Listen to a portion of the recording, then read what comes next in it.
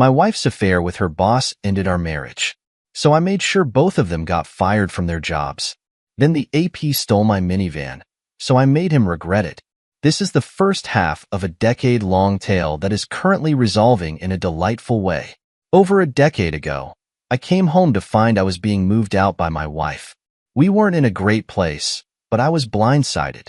I was also served with a protection order that stated I could not come home without prior written permission.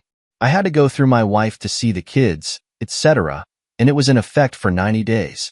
I was devastated. A relative connected me with a bulldog of a lawyer. This lady was brilliant and no nonsense. She filed a rebuttal to the protection order, but told me these things take time, and we were unlikely to see a judge before the 90 days were up. She was very clear that I must follow the court order to the letter if there was any evidence, otherwise I'd be in an uphill battle if and when my wife renewed it. It only took one day before my now ex needed me to take the kids. I had crashed at a friend's house, so I had no place to take them. So we agreed I'd watch them at home. I waited a few blocks away while waiting for an email.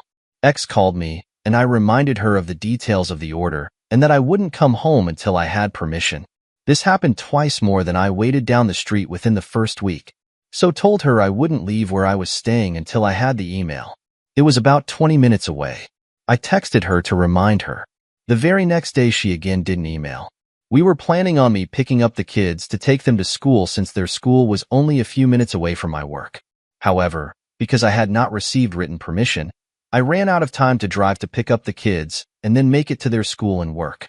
She called furious that I wasn't there. I reminded her about the permission and that I was out of time. She ended up being very late to work that day. She then wanted to write me blanket permission to come and go as needed, but my lawyer advised against it. Follow the order. The culmination of this was a few weeks later when she again forgot to send permission. Her boyfriend was staying over, but didn't have his car with him. They both had to get to work, and that was the day I learned that he was her direct supervisor. Ex had to call a friend from work to pick up the kids and take them to school, and the friend found out. Of course, it got out at their work. Within a week of that, the boyfriend was fired over the relationship and my ex was suspended. By this time, I had my own place, so the kids ended up staying with me most days. I later learned that the protection order was the boyfriend's idea. Ex was quite mad about it as it turned into evidence that I wasn't a threat to her or the family, and the judge was quite harsh with her over it when we settled for support and parenting time. She called it intentional and harmful parental alienation. Part 2. Same day. This is the second part that was removed from Pro Revenge. I'll maybe fix it later there. This is the second half of a decade-long tale that is currently resolving in a delightful way. A decade ago, my then-wife, now ex-wife, began a relationship with the guy and kicked me out of my house. The boyfriend was instrumental in blindsiding me and planning on how to keep me from my own kids. Ever since, I've kind of hated him. I've always been polite and respectful with boyfriend because he'd become my kid's stepdad. But I swore if I ever had the chance I'd get back at him.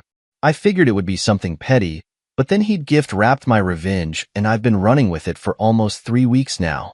My kids are mostly grown now. Some in university, some in grades 11 to 12.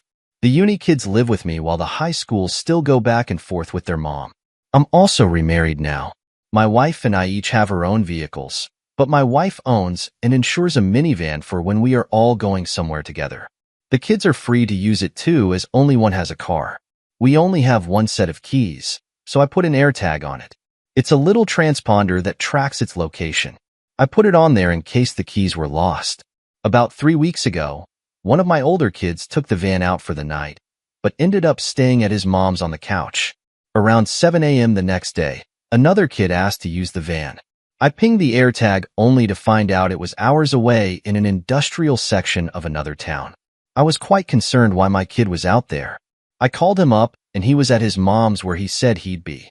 He had no idea the van was missing. I called the police and gave them the location of the van. Within 20 minutes, they had stopped the van and the driver said he had permission to use it. Though, and behold, it's my ex-wife's boyfriend.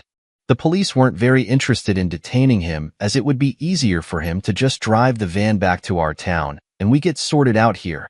However, it wasn't my van nor was he listed on the insurance to drive it. I asked that it be impounded. In Canada, we can't press charges, But I was adamant that this was theft and I wasn't going to let it go. Since the guy was out of town with no ride, the police did end up detaining him, probably because it was easier. I was given info for the yard where the van was impounded. Since we had the next day off, my wife and I drove out to the yard to pick it up. When we got there, I first checked for damage since it was sitting a little low. Nothing outside.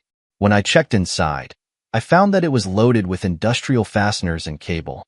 Think seismic mitigation. Turns out, boyfriend used my wife's van to pick up stuff for work. My wife turns on her heels and walks to the office. I had to jog to keep up. She asks who has access to the van. They have the only set of keys, so my wife is assured only her or me. At this point, I get where she's going with this. I instruct them that no one accessed the van but us. I had $35 with me, so I gave it to them as a tip. They promised me that no one would get in there, and they actually moved the van into a secured area within the yard.